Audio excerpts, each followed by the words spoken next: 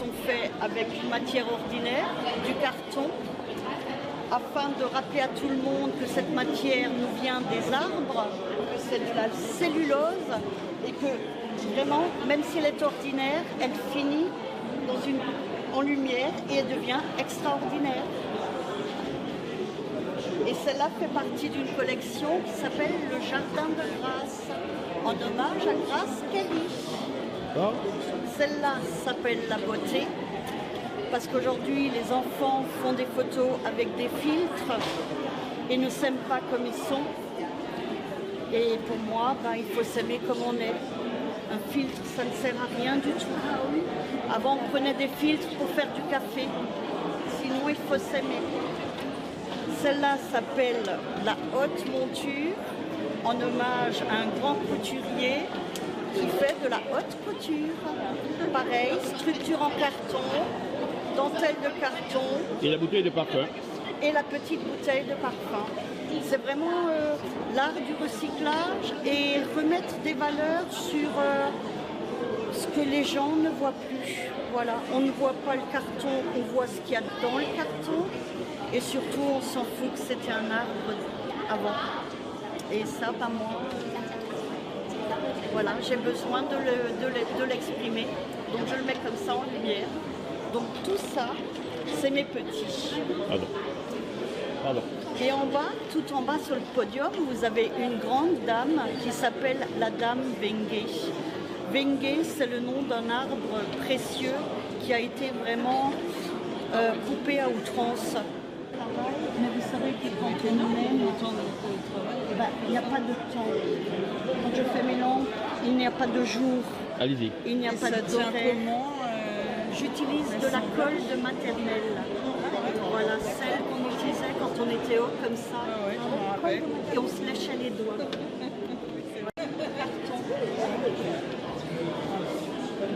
Oui, j'aime. Oui, il est original.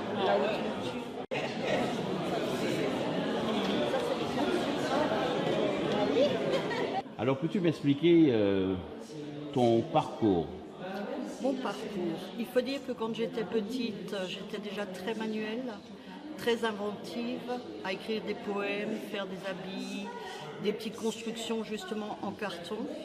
Et un jour, j'étais en période de recherche d'emploi, j'ai fait une reconversion et j'ai vu le mobilier en carton sur un petit reportage qui est passé à la télé. Et là, la petite voix m'a dit « Cathy, ça c'est pour toi ». C'est pour toi. Le parcours n'a pas été facile. J'ai dû écrire une lettre au président de la République, qui était M. François Hollande. Bien sûr, ce n'est pas lui qui m'a répondu, mais son chef de cabinet, qui a donné une suite favorable pour une aide au financement pour cette formation. Et j'ai fait un emprunt pour financer l'autre partie. Je suis donc partie dans le sud de la France, dans une école qui s'appelle l'école Schmulb, que j'avais choisie pour la particularité de son nom. Et c'est là que j'ai commencé par le mobilier en carton. Et un jour, on a fait 2 semaines de papier mâché. J'ai fait ma première lampe. Et là, j'étais en harmonie. Impressionnant. Alors, c'est parti d'un coup de tête, carrément. Oui, absolument. Vraiment, d'un petit reportage de 2 minutes. Mais ça m'a appelé, donc je me suis lancée. Oui. C'est incroyable comment les artistes ont tous des parcours exceptionnels et des choses c'est le déclic, c'est ça le... C'est ça. Et la matière, je me suis vraiment retrouvée en harmonie avec cette matière ordinaire que tout le monde jette, qui n'intéresse absolument personne, mais qui nous vient des arbres. Et ça, c'est l'essentiel de se le rappeler, que le papier, le carton, sans les arbres, il n'y a pas. Voilà. Et la dentelle, la finesse des petites cannelures, tout ce qu'on peut trouver, les bobines, les tubes, tout ça m'amène vraiment à une création, voilà. Je mets en lumière cette matière. Alors justement, concernant ce qu'on voit juste à côté de toi, oui. Franchement, je m'y attendais pas. C'est impressionnant. Du socle au haut, oui. Tout est harmonieux. Oui, ça c'est carton, donc c'est vraiment un petit clin d'œil à la haute couture, à cette petite bouteille de parfum très iconique. Oui. Et je l'ai appelée la haute monture. Un jeu de mots. Voilà, avec un petit tiroir pour ranger Ouais, tu peux tourner. ces petits Tu peux trésors. tourner un peu si tu veux. Voilà. Là, on a le petit filet sur l'épaule qui nous ramène à la publicité qu'on voit tout le temps, hein, le côté pêche, bateau, et toujours la lumière pour mettre en lumière cette matière. Voilà. Alors bien sûr, là on ne voit pas très bien, mais c'est vrai que ça, le soir ça donne vraiment, Magnifique. c'est magnifique. C'est magnifique. Ouais. Elles sont, quand la nuit arrive, elles sont aussi magiciennes et vraiment captivantes. Voilà. Alors qu'est-ce que tu peux nous rajouter sur ce parcours qui est extraordinaire, parce que là ça a été un coup de tête et brusquement tu as décidé, tu écris au président de la République et... C'est ça. Et ben, ce qui m'a surpris, c'est qu'on m'a répondu. Mais comme ça s'est passé au mois de décembre, je me suis dit que voilà, Noël arrive et à Noël tout est possible. Et la réponse vraiment concrète et positive est tombée pour la Saint-Valentin. Et là, je me suis dit également, je dois avoir un amoureux dans le ciel qui me fait un cadeau. Alors, si je te pose la question maintenant, ça fait combien de temps exactement que tu fais ça maintenant? J'ai commencé il y a 7 ans. 7 ans. 7 ans, par le mobilier en carton. Et ton expérience, tu pourrais dire qu'elle est valorisante ou bien... Oui, très valorisante. Vraiment valorisante, très enrichissante au niveau du cœur, au niveau des rencontres. Ça t'apaise? Oui, ça m'apaise. C'est mon équilibre.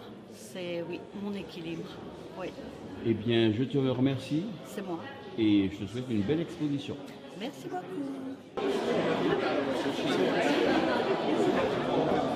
Alors moi, je fais de la peinture et de la pharmacie depuis toute jeune.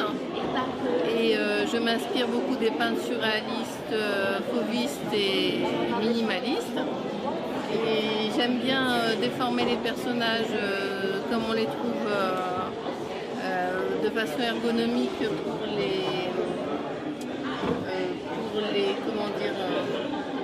pour les rendre encore plus beaux, avec des couleurs et un fond assez sobre pour mettre en valeur tout ça. Voilà. Alors, Nadia, peux-tu me raconter ton parcours? Alors, est-ce que c'était venu dès l'enfance ou il a fallu un déclic, comme la plupart des artistes, pour que tu te mettes à la peinture? Alors moi, je dessinais dès toute petite. Petite, c'est quel âge à peu près? 3 ans sur les murs de l'appartement. Oula, maman devait pas être contente, hein? Voilà, c'est ça, voilà. Donc elle m'a acheté des toiles. Et après, j'ai pas pris vraiment de cours de peinture parce que je me suis orientée vers des études scientifiques, de pharmacie. Et par contre, j'ai été baignée, j'adorais lire des livres sur la peinture moderne, Degas, les impressionnistes, les fauvistes, les coloristes, les minimalistes. J'étais bercée dedans. Et ça m'a beaucoup inspirée. Du coup, ma peinture s'est orientée, quand j'ai eu des toiles, vers des peintures très colorées, surréalistes, un peu minimalistes dans le fond. Et après, quand j'ai commencé mes études de pharmacie, par exemple, quand on étudiait des plantes ou des maladies, etc., quand je rentrais chez moi, j'essayais de mettre ça un petit peu des plantes extraordinaires ou des corps déformés. Voilà. Tout en pensant à la beauté. À la beauté, à des personnages que vous imaginez dans votre tête. Voilà, les ballerines, c'est typiquement Degas, donc inspiré ça. Et puis, comme j'ai grandi à Paris, on allait au Palais Garnier, etc. Donc on voyait bien les ballerines. Et il y a des métiers comme ça quand vous êtes enfant qui vous inspirent, comme la danse, la cuisine ou les sciences. Et forcément, vous vous en inspirez dans votre quotidien et dans ce que vous voulez faire et dans ce que vous imaginez. Voilà. Alors le déclic réel, il est arrivé à quel moment de votre vie? Au moment où ma maman a commencé à m'acheter des toiles, au fait. Et là, la première fois, j'avais pas de pinceau. Et en fait, j'ai pris une brosse à chaussures avec de la peinture et j'ai peint ma première toile avec une brosse à chaussures. Et vous l'avez gardé, ce dessin? Oui, je l'ai. c'est bien ça. C'est dommage que vous n'ayez pas pensé à le portrait parce que c'est les premières choses qui sont souvent marquantes pour l'avenir d'un peintre. J'avais 12-13 ans et autre déclic, mon papa avait une maison vers Port-Ligat à Cadaqués avec Dali. Et en fait, j'allais tout le temps à Rosas voir le musée Dali. Tous les peintres locaux peignaient Cadaqués, etc. avec ce surréalisme, etc. Donc ça vous a inspiré aussi alors? Ça m'a inspiré aussi, ouais. Mais après, voilà. Après, donc le déclic, il est, je sais pas, il est toute ma vie et j'ai appris des autres. Là, je suis admirative de ce que je vois aujourd'hui à l'exposition. Et il y a des choses qui m'inspirent toujours. Alors, qu'attendez-vous de cette exposition aujourd'hui? En fait, point de vue reconnaissance, moi j'ai déjà j'ai une toile qui est exposée dans une clinique à Nantes. On a fait l'ouverture de la clinique Bretéché, la maternité quand elle s'est ouverte en 2005. Et j'ai fait une toile pour l'entrée. J'ai fait des expositions à Nantes, j'en ai fait à Paris, etc. Mais franchement, je suis toujours enthousiaste de participer, de voir d'autres peintres. Et si jamais je lève le pied dans la pharmacie, voilà, il faut tout faire en même temps, la pharmacie, la peinture. C'est pas facile, mais c'est vraiment très riche. Comme moi, j'attendais pas beaucoup, mais je suis vraiment impressionnée de tout ce qui est fait ici, de tous les artistes, de tout le travail. Et merci beaucoup à tous ceux qui préparent. En tout cas, c'est magnifique. Merci.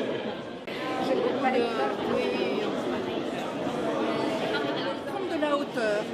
Et donc, il y a différentes sections. Donc là, c'est plutôt des villes. Là, c'est plutôt des constellations. Donc là, on est en l'air et on découvre des villes. Et ces villes, elles sont parcourues de chemins. Et donc, on peut prendre le chemin qu'on veut. Et l'idée, c'est effectivement qu'il y ait des connexions entre les gens, entre les lieux. Donc, on peut s'y perdre, se rencontrer, peu importe. Là, c'est plutôt l'idée, donc ça c'est donc le parc de New York, Central Park. Et donc c'est pareil, là on est plutôt avec des routes orthogonales et bien rangées. Et là, on est effectivement au bord de la mer, donc c'est des îles et on peut communiquer, soit par des petits bateaux, c'est ce chemin-là ou un autre. Cette série-là, donc, elle, c'est les constellations. On a changé de vision.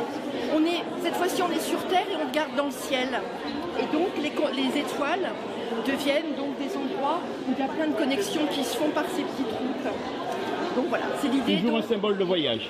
Voilà, c'est le voyage intérieur, le voyage aussi de l'imaginaire. Et pour se rencontrer, pour rencontrer les autres, c'est quand même ça l'idée importante. Et la couleur qui, elle, donne la vie. Donc que ce soit des vraies villes, que ce soit des étoiles, c'est la vie.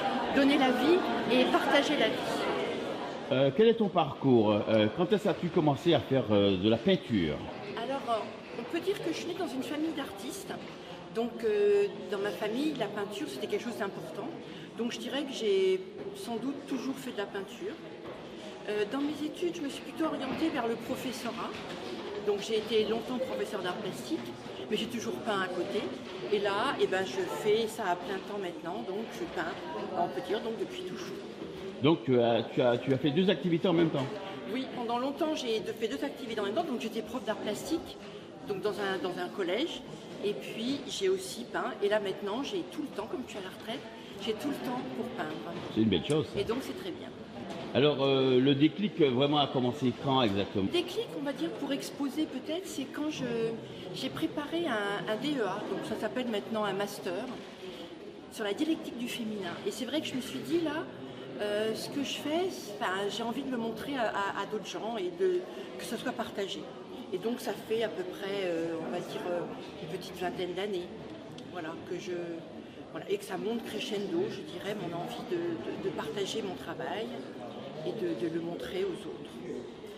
Alors justement, comme tu as montré beaucoup de personnes, parce que tu étais professeur d'art plastique, est-ce que parmi tes élèves, il y a certains qui ont suivi la même voie que toi? Alors c'est difficile à dire parce que moi j'étais en collège. Ah, Donc en ok. collège, je les avais petits, ils avaient entre 12 et 15 ans. Mhm. Donc il y en a quelques-uns, je sais que j'en ai un ou deux, je sais qu'ils ont fait des études en tout cas d'illustration ou autre. Mais après souvent on les voit plus parce que après il y a c'est au lycée qui vont prendre plutôt leur engagement vers une voie. Et ça moi j'étais plutôt au départ, quoi. On va dire au départ de leur itinéraire artistique, donc j'ai pas eu beaucoup de suite là-dessus. Alors s'il y a un conseil que tu pouvais donner à des jeunes qui ont envie de se lancer, que pourrais-tu leur dire? Et ben, qu'ils écoutent leur instinct quand même, qu'ils écoutent leur instinct. Alors forcément, on est toujours mêlé un peu de tout ce qu'il y a autour de nous, mais qu'ils arrivent à écouter leur instinct et qu'ils fassent ce qui leur plaît. Parce que je crois que la peinture, ou l'art en tout cas, il y a toujours un amateur pour ce qu'on fait. Donc tout peut plaire à tout le monde. Par contre, il faut être authentique et il faut se faire plaisir aussi. Se faire plaisir quand on peint. Moi, j'adore peindre. C'est vrai que moi, je ne fais pas de travail numérique parce que moi, ce qui me plaît, c'est la matière, c'est le contact avec la couleur, avec le pinceau, avec la toile. C'est ça qui est important, je trouve. Alors si on devait te situer dans une catégorie de peintre, dans quelle catégorie te mettrais-tu? Alors, coloriste, c'est un peu restricteur, mais ce serait la couleur, ceux qui aiment la couleur. Moi, c'est vraiment la première chose que j'aime, c'est travailler sur la couleur. C'est vraiment, je dirais, la constante dans mon travail, c'est la couleur. L'harmonie des couleurs, l'aspect positif, les vibrations positives que peuvent donner les couleurs. Oui, et puis dans tes tableaux, j'ai l'impression qu'il y a un parcours également. Oui. Hein? Toute cette série-là, c'est une série qui s'appelle Prendre de la hauteur. Donc là, on prend de la hauteur par rapport à la Terre et on voit les choses vues d'en haut. Et j'essaye de montrer, donc ce sont au départ des morceaux de ville ou des images que j'ai trouvées sur Internet où on voit des villes. Donc par exemple là, ça c'est Central Park, ça c'est Istanbul, ça c'est un jardin qui est à Naples. Mais je les transforme bien sûr. Et moi, ce qui m'intéresse, c'est toutes les connexions possibles qu'il peut y avoir. Donc on peut prendre un chemin, on voit où il arrive, on pourrait en prendre un autre, il arrivera au même endroit ou pas. Et on rencontre des choses, on rencontre des gens. Donc c'est l'idée du chemin qu'on peut faire, celui qu'on peut choisir ou pas, et on a toujours le choix. Et en même temps, la connexion avec les autres. Donc ces petites lumières, là, c'est des connexions qui se passent entre les gens, entre les choses. Des connexions d'énergie. Ça, c'est une autre démarche. Oui. Donc celle-ci, c'est le contraire. On est sur Terre et on regarde les étoiles. Donc c'est toute une autre série que j'ai faite qui s'appelle les constellations. Et donc là, ce sont les étoiles. Donc là, c'est la constellation d'Orion. Les étoiles deviennent des petites entités et effectivement, il y a un chemin qui va d'une étoile à l'autre, toujours avec cette idée de connexion. Eh bien, merci Agnès. Avec plaisir.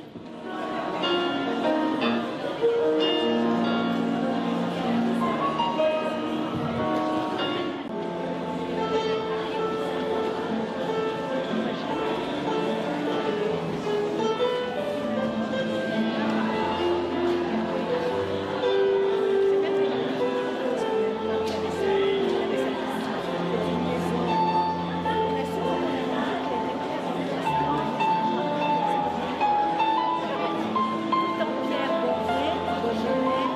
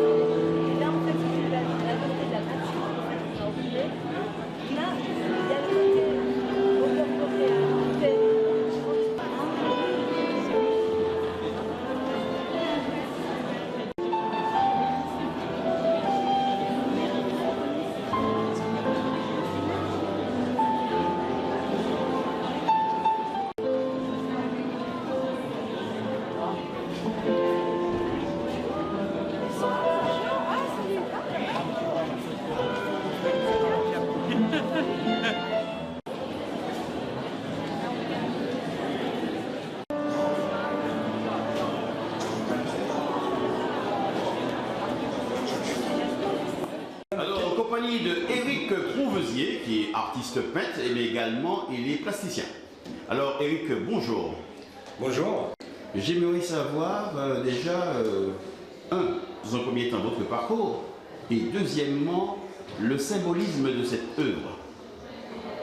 Alors mon parcours, de toute façon il est assez vieux puisque je suis resté dans les arts plastiques depuis la jeunesse, donc je n'ai jamais quitté le dessin, même si par moments j'ai mis un peu entre parenthèses, donc je travaille plus que jamais sur des tableaux de ce genre. Alors quand je dis ce genre, ça veut dire que pendant quelques années j'ai pratiqué l'abstrait en travaillant des effets de matière, mais ensuite je me suis aperçu que finalement le public n'adhérait pas spécialement à ce que je voulais exprimer. Et je me suis dit que pour arriver à mieux coller et mieux capter l'intérêt des spectateurs, ce serait peut-être intéressant d'avoir un appui figuratif. Donc depuis à peu près une bonne dizaine d'années, j'ai créé des tableaux avec des figures. Donc étant donné que je suis professeur en collège, mon public qui m'intéresse, ce sont les enfants. Donc je suis spécialisé dans l'enfance. Donc là, il y a encore une enfant. Là, il y a quand même une adulte, parce que c'est quand même quelque chose de particulier. Donc en général, mon style se caractérise par une technique mixte. Donc là, par exemple, c'est la même technique en ce qui concerne le médium qui est l'acrylique. Par contre, c'est à la fois travaillé au pinceau d'une manière tout à fait traditionnelle, mais c'est rehaussé de travail à la bombe aérosol, avec des pochoirs, etc. Ah oui, j'ai bien compris ça. Et c'est vrai qu'à côté, en tant que plasticien, j'aime bien mélanger les collages. Je suis plutôt connu pour faire des tissages. Voilà. Donc là, en fait, c'est vrai que c'était une période relativement difficile, qui m'avait marqué, et j'ai fait ce tableau juste après pour garder le souvenir de cette impuissance finalement à aller à l'extérieur. Je pouvais effectivement mettre en place des personnages, cette fois-ci 2 personnages, donc créer un rapport entre l'un et l'autre dans une scène que j'affectionne particulièrement. Ce sont des scènes silencieuses. J'adore voir les enfants perdus dans les étoiles, dans la lune, dans les nuages, et à ce moment-là, je me demande à quoi ils pensent et ce qu'ils ressentent. Et en fait, à chaque fois que je le vois moi dans mon travail, là, ici, j'essaye de l'exprimer par une ambiance colorée. Et donc, effectivement, il y a la pose de la jeune fille, effectivement, qui est désolée, pourquoi ne sort-on pas à l'extérieur, pourquoi ne pas pouvoir, donc une incompréhension dans la jeunesse, et puis voilà, ce qu'on présume être peut-être sa grande sœur, sa mère, etc., qui est dans l'incompréhension. Donc c'est une période où on est un petit peu hors cadre des habitudes, et c'est pour ça que j'ai fait pencher aussi les personnages. Donc elle, exceptionnellement, elle a la tête un peu à l'extérieur, elle aussi suit le mouvement, voilà. Et donc, en ce qui concerne le travail purement pictural, c'était recherche d'effets de matière et recherche d'effets de transparence, de glacis, et donc faire des effets de reflets ici, oui. Et puis dans ces reflets-là, effectivement, vous faites quelque chose qui n'est pas réel. Vous essayez de créer une dimension qui serait en rapport un peu plus avec le ressenti de ce moment-là, après la Covid. Voilà. Eh bien, mille merci Eric, je vous félicite. Oui, eh ben merci. Donc je suis en compagnie de Thierry Fazan. Oui. Fazian. Voilà. Alors Thierry, je suis content de te rencontrer parce que je t'ai cherché pendant 2 jours. Hein. Mais en fait le voilà, il est là. Il est là. Donc Thierry, raconte-moi ton parcours et surtout la signification de ton œuvre. D'accord. Alors en fait, comme tu viens de le dire, je m'appelle Thierry Fazian. Alors je suis dans les arts visuels déjà, ou les beaux-arts et les expositions contemporaines depuis déjà, on va dire 20 ans maintenant. Avec autant d'expositions sur l'Hexagone, en Amérique du Nord, dans l'Ouest africain, ou notamment à Dakar, où j'ai participé il y a 15 ans maintenant au Festival mondial des arts nègres qui se tenait à Dakar. Et sinon de multiples expositions avec des galeries d'art sur la ville de New York, donc dans le quartier de Soho et Manhattan. Et ces derniers mois, l'année dernière encore, j'étais à la Miami Art Week, donc la semaine de l'art contemporain en Floride, où j'exposais dans le fameux quartier Wynwood Convention Center, où il y avait une manifestation en art contemporain. Et en avril dernier, j'étais sur la ville de New York pour le New York Art Expo, où j'ai exposé avec un groupe d'artistes sur la ville. Donc voilà. Et donc, alors pour répondre à ta question sur mon travail plastique, en fait, je suis totalement dans le... Alors sans être trop technique dans le jargon des beaux-arts et tout la partie technique des beaux-arts, je travaille une sorte de... Comment on peut appeler ça? Quelque chose d'éclectique dans ma création artistique qu'on appelle notamment la fragmentation dans l'art, qui est une approche en art plastique où les artistes actuels, entre guillemets, dits contemporains ou de l'art actuel, on a tendance à travailler avec des matériaux totalement hétéroclites, en dépit du...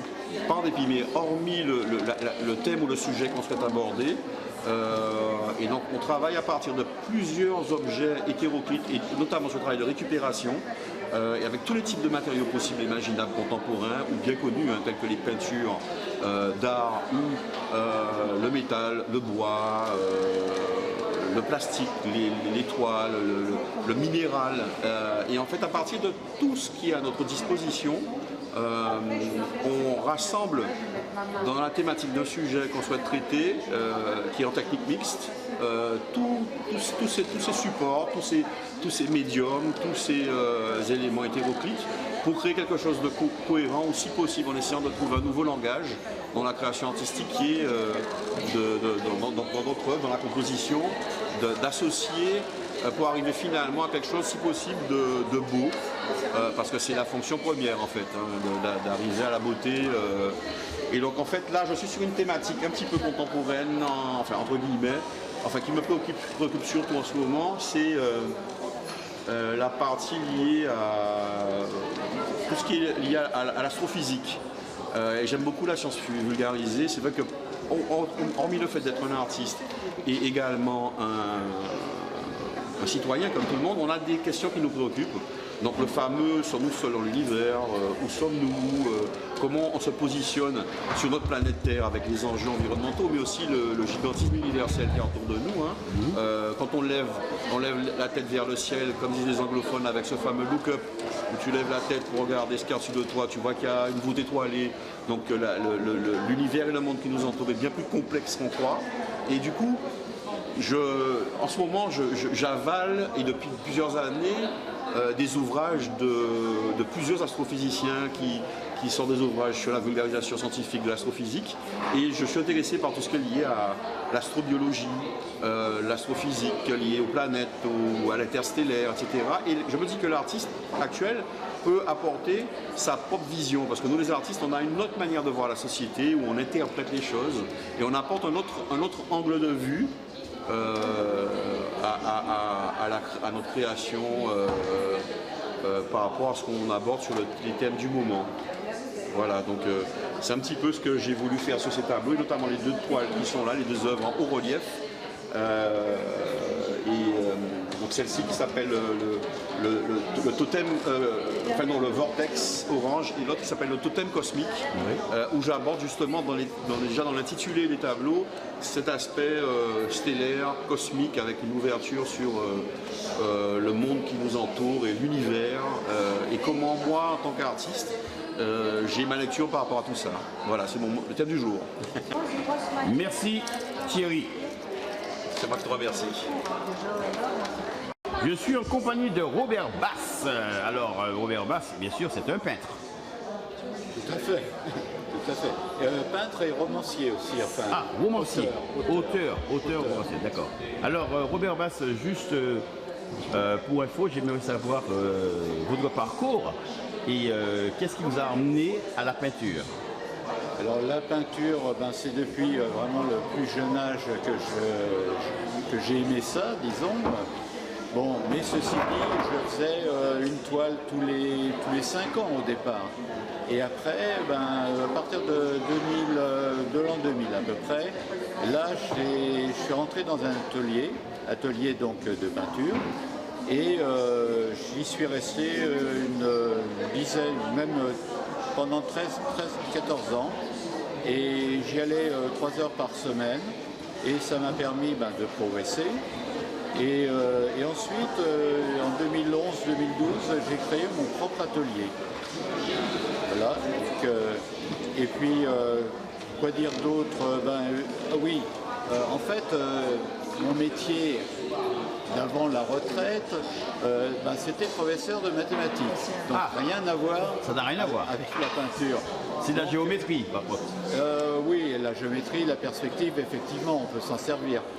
Mais disons que ça me permettait justement, puisque j'ai commencé la peinture donc, dans cet atelier pendant mon exercice professionnel, donc ça me permettait aussi de me détendre et puis de changer des équations ou passes.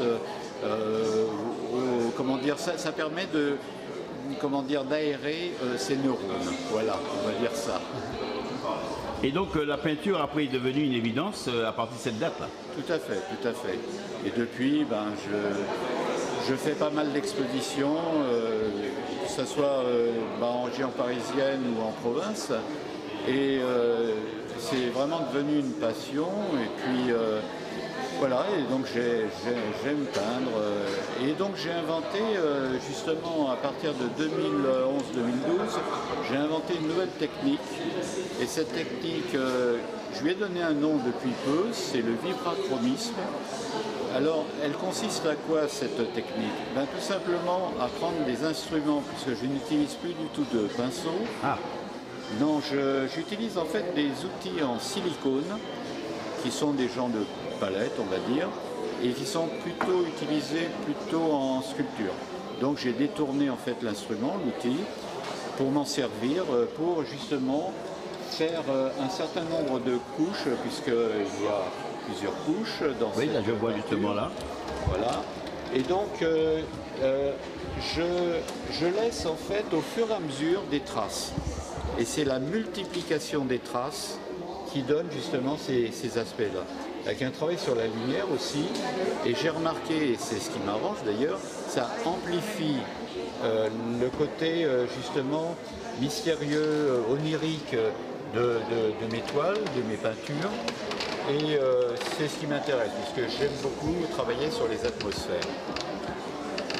En tout cas, c'est extraordinaire parce que quand j'observe la photo, le tableau du haut, le petit détail qui me touche particulièrement, c'est pas la lune, hein, mais c'est la dame en rouge qu'on voit dans la vie, à côté. Par la fenêtre, ouais, par la fenêtre ouverte. Ouais.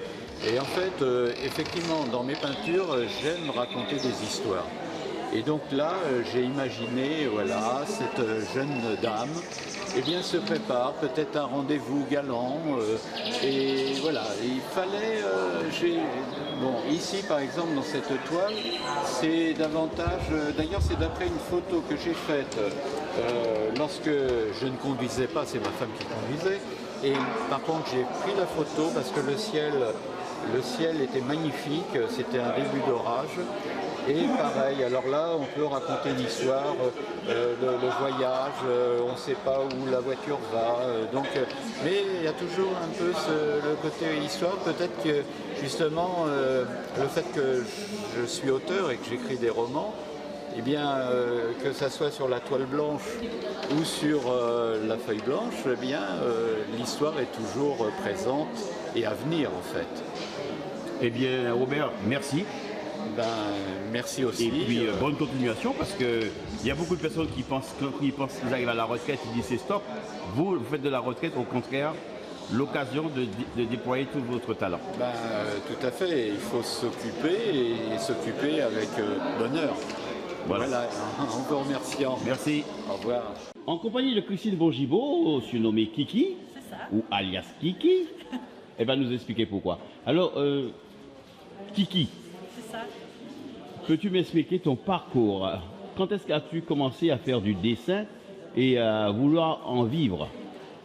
Alors, je dessine depuis la maternelle, depuis que je suis petite. J'ai toujours eu des crayons dans les mains.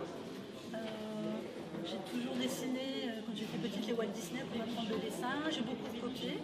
Et puis après, en grandissant, j'ai amélioré mes techniques. Je suis multitechnique, pastel, l'huile, tout ça. Et en ce moment, je fais du stylo-bille. Du stylo-bille. Alors justement, explique-moi ta technique parce que le stylo-bille, il coule.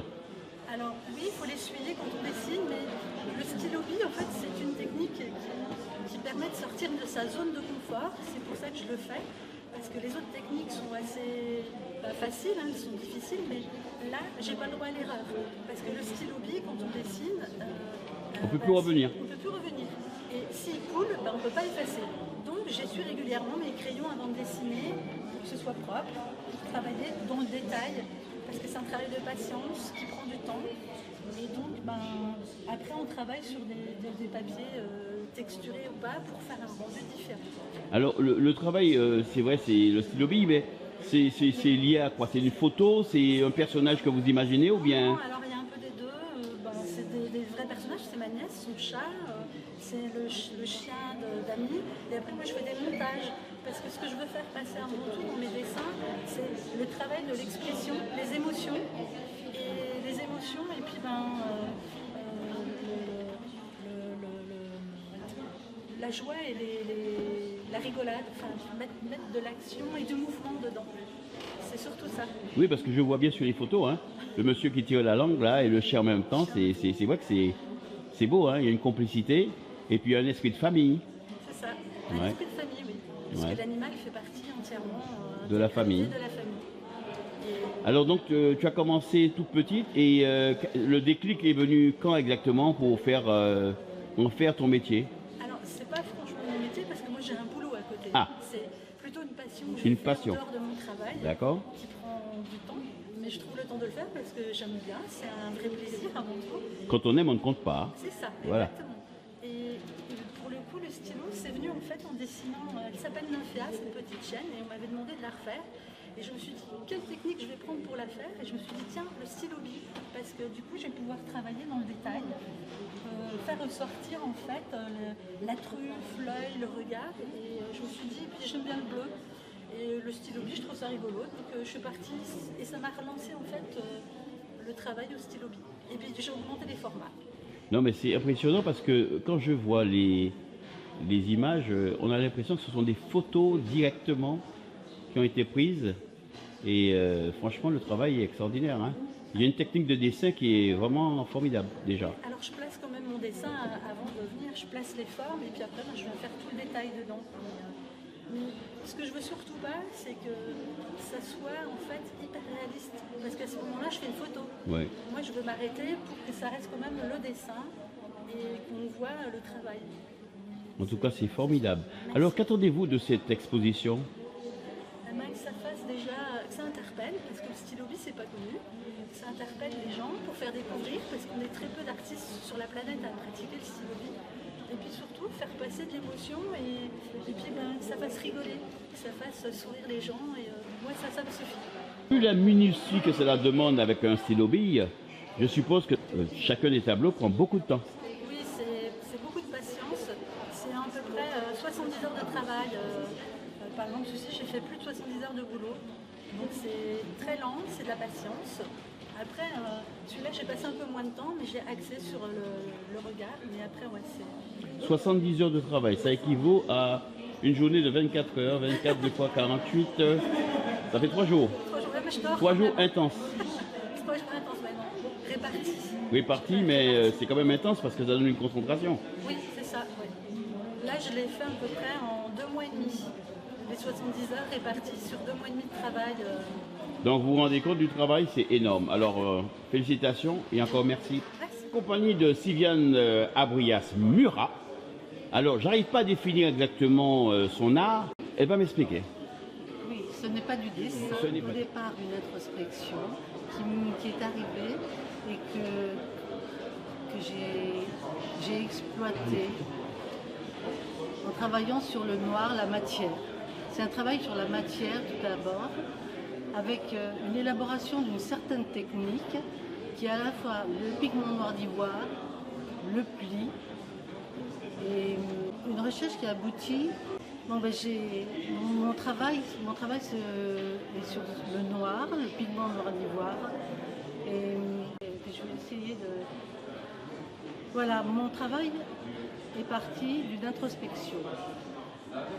C'est commencé par de l'art narratif, mais en fait, ça s'est prolongé par un travail sur le pigment noir d'ivoire, sur la toile, avec des plis, et une certaine opposition entre la réserve blanche de la toile et ce noir profond, noir d'ivoire, dû à la combustion d'os, la combustion de l'ivoire, ou maintenant d'une façon tout à fait différente avec des produits techniques. Et cette prolongation de cette réflexion s'est traduite par des toiles diversifiées, plutôt cosmologiques, qui ont été sans doute le fruit aussi, à travers ces cercles et ce carré qui revient souvent dans mon travail, dû à mes voyages en Amérique du Sud, Teotihuacan, Palenque, Cusco, ou bien en Inde, à travers tous ces temples hindouistes d'une beauté fabuleuse. Et je crois qu'il y a cette cosmologie qui revient et cette spiritualité à travers mes voyages. On ne sait pas d'où vient, mais on est marqué par des choses d'une façon aléatoire. Donc là, vous avez les traces des plis qui sont côté aléatoire, qui s'opposent tout à fait à la construction très déterminée du travail. C'est pas comme ça. Je dessine avant ce que je veux faire dans mes travaux. Je dessine au départ ce que je veux faire et je le structure. Et il n'y a rien, c'est très pensé au départ. Et après, il faut que j'essaye de réaliser auquel j'ai pensé.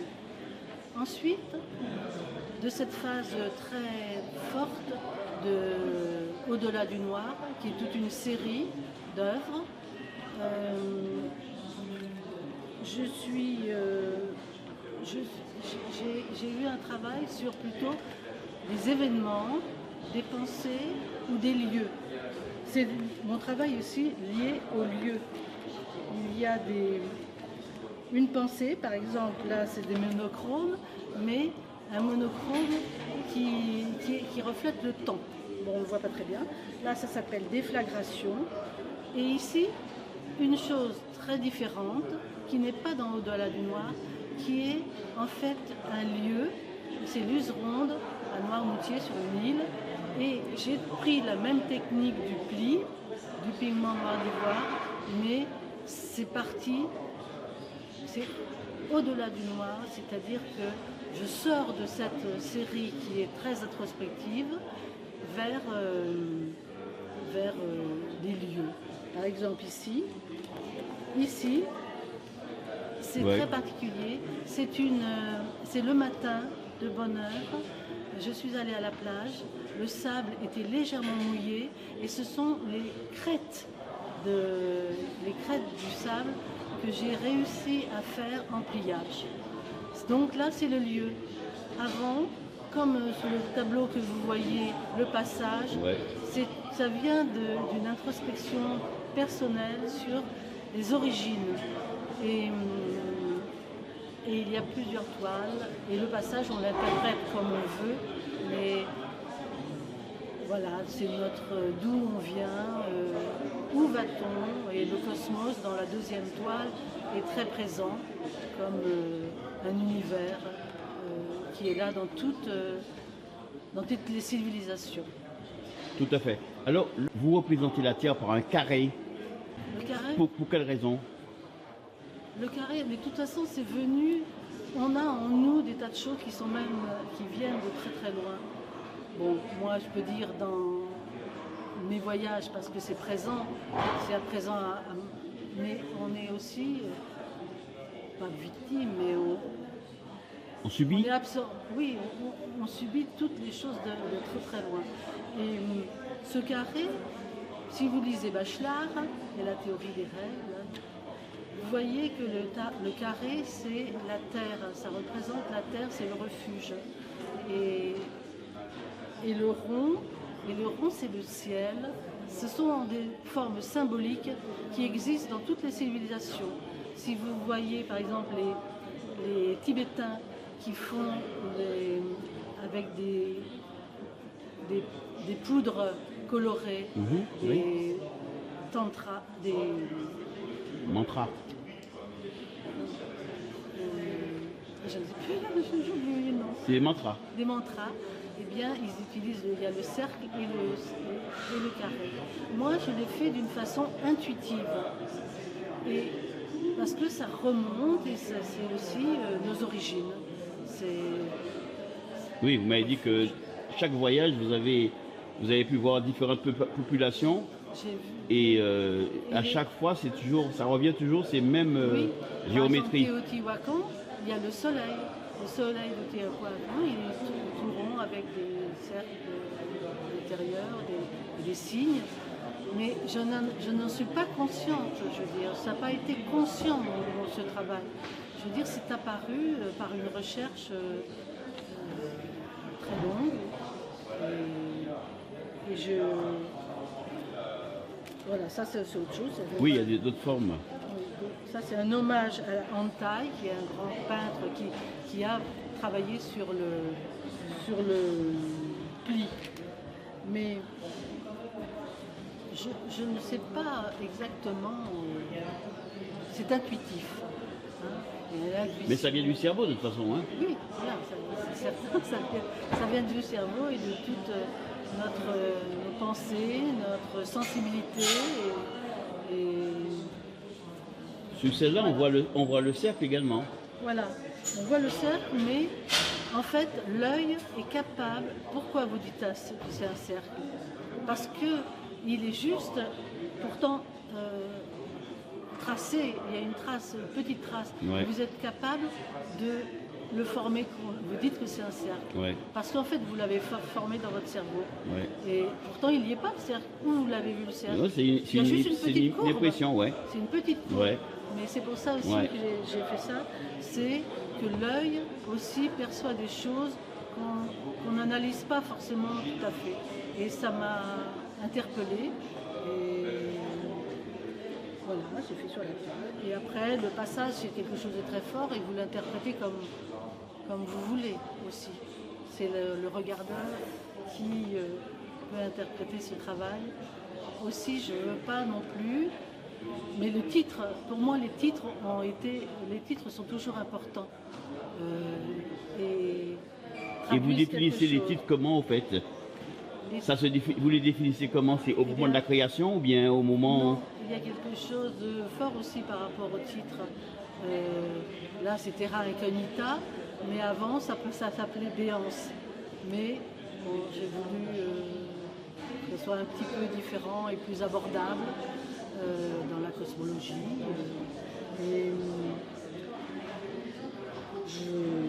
C'est tout par exemple là le temps, et là on ne le voit pas, c'est le secret. Parce que mon travail aussi sur la mémoire. Et en fait, ce que vous voyez, le secret il est ouvert, parce que ma toile est pliée, c'est du pigment noir buvard avec un liant 33 de chez Martin, et en fait c'est comme collé, et après j'ouvre le pli. Donc en fait la mémoire devient percevable, perçue par l'autre. Ces moments de création, ça intervient à quel moment dans la journée ou de la nuit? Tout le temps. Tout le temps. Tout le temps, quand je suis vraiment, si vous voulez, c'est une série, la période au-delà du noir. Et j'étais vraiment passionnée, exaltée, et j'étais tout le temps, et j'ai fait des tas de toiles qu'on ne voit pas ici, et qui sont rangées, que je n'ai même pas exposées. Je suis en compagnie de Louise Weber, avec sa collection Aqualove. Alors, j'espère que je prononce bien, parce que... Eh bien, bonjour. Bonjour. Je suis très content de vous avoir dans cette vidéo, parce que je vois votre travail est particulier, parce que c'est sur les animaux. Et moi, je suis un fervent supporter des animaux. D'ailleurs, j'ai un chat. Alors, j'espère que ça se passe bien. Très bien. C'est une belle exposition. Voilà. Alors donc, comme à toutes les personnes, j'ai posé la même question. Quel a été le déclic? Est-ce que vous avez commencé jeune ou est-ce que c'est venu suite à un événement? Parce que beaucoup de personnes que j'ai rencontrées, c'est suite à un événement. Certains m'ont dit que c'était à cause d'une maladie, ça s'est déclenché. D'autres m'ont dit que c'est le Covid. Alors, j'ai toujours dessiné. D'aussi loin, je me souviens que j'ai toujours dessiné. Alors, d'aussi loin, ça veut dire, ça remonte à... À enfant, toute petite. Toute petite. Dans les trains, vous savez, on dessine sur les vitres Ah oui. des trains parce qu'il y a de La buée. On fait des personnages. Je commençais à dessiner sur tout ce qui était possible dessiner. Les coins, les nappes de table, des fois c'était pas trop bien en tissu, c'est pas terrible. Mais oui, donc je dessinais toujours. Par contre, j'ai découvert l'aquarelle un peu plus tard, un peu par accident. J'étais censée travailler plutôt l'huile, c'est l'huile qui m'intéressait, la matière, la texture. J'aimais pas trop l'aquarelle, je trouvais ça quelque chose un peu trop fade, un peu trop léger, un peu trop, voilà, et très difficile à maîtriser. Et j'étais pas trop contente de ce que je faisais quand je faisais de l'aquarelle. Donc, et par hasard, j'ai quand même essayé un animal, vraiment par hasard. C'était lequel? C'était un cerf. Un cerf. Un cerf. J'ai adoré faire ce cerf. J'ai plus trouvé de difficulté du tout, j'ai trouvé que ça se passait tout seul. Et l'aquarelle, au lieu d'être fade, est devenue riche, intéressante, et la technique m'a happée à ce moment-là. C'était à peu près à l'époque où mon fils est né. Ah. Donc c'est un cerf, monsieur, c'est un cerf. La même période.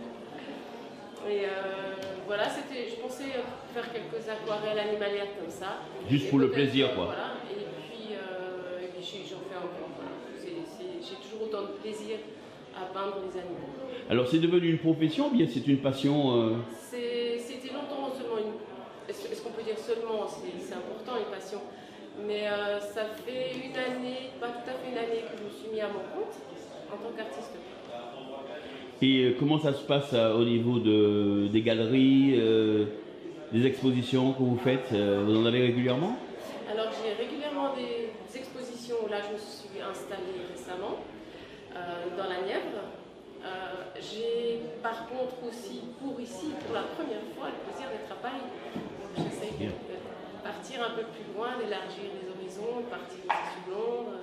Voilà, j'espère avoir d'autres expositions sur Paris pour rencontrer justement d'autres artistes. C'est toujours une possibilité très intéressante et enrichissante pour moi. Très bien. Alors, pourquoi les animaux? Pourquoi les animaux? Oui, pourquoi les animaux? Parce que il y a les paysages, il y a les êtres humains, il y a beaucoup de choses. Hein. Oui, bien sûr. Je peins aussi des portraits de connaissances ou des commandes aussi de personnes qui ont perdu quelqu'un, qui voudraient un portrait de... Voilà. Vous arrivez à travailler sur photo aussi? La photo? Ah d'accord. Oui, d'accord. Les animaux, pourquoi les animaux? J'adore les animaux. J'ai un vrai plaisir à être en compagnie d'un animal. Il y a un échange qui se passe. Et en peignant des animaux, je ressens ce même échange, j'ai l'impression de communiquer avec l'animal, j'ai l'impression de connaître un peu. Par exemple, j'aurais pensé plutôt le lynx, je ne sais pas si on le voit. Alors le lynx, c'est celui-là. Là, voilà. vous voyez un œil sur deux. Quand je peins cet œil-là, je pense à l'autre aussi, je ressens l'autre aussi. Je veux dire, j'imagine les muscles, je ressens un peu les muscles du lynx quand je vais le peindre. J'ai l'impression de le connaître, on a fait connaissance durant ce tableau. Moi, je sens de l'apaisement. Quand on regarde le lynx, et quand même quand on regarde le bison, parce que le bison, c'est un animal qui est quand même assez teigneux, on a l'impression qu'il réfléchit. C'est une force tranquille. Ouais. Le bison, c'est une force tranquille. Oui, c'est vrai, je peins pas dans la rage d'exprimer quelque chose, je peins dans le calme, la douceur. J'ai besoin de me sentir bien pour peindre bien. Alors ces moments de création, ça arrive à quel moment de la journée? Le matin, l'après-midi, le soir, la nuit? Il n'y a pas de règle. Il n'y a pas de règle? Alors vos couleurs préférées parmi toutes ceux que vous avez utilisés, c'est lesquelles? Je ne pourrais pas en enlever une seule. Mais celle qui me touche et qui sera dans tous mes tableaux, c'est le violet. Ah, je sentais bien qu'il y avait quelque chose comme ça qui me parlait. C'est bien. Et pour quelle raison? C'est une couleur que j'ai vue rare, peut-être sur le tard, en reproduisant un tableau de Salvatore Dali, le pharmacien dans ne cherchant absolument rien, où j'ai compris quelle était la couleur des montagnes au loin. C'est quelque chose que je n'arrivais pas à reproduire, je n'arrivais pas à expliquer, je n'arrivais pas à comprendre. Et c'est avec un tableau, en reproduisant un tableau de Salvatore Dali que j'ai compris le violet. Et à partir de là, je crois que ce violet m'a accompagné un peu partout. Et c'est resté. En tout cas, c'est une belle réussite. Hein. Et ce que je peux vous souhaiter, c'est une excellente exposition et beaucoup de clients parce que c'est très très beau, c'est très parlant et ça donne envie. Ça donne vraiment envie. Encore merci. Merci à vous. Et bonne exposition.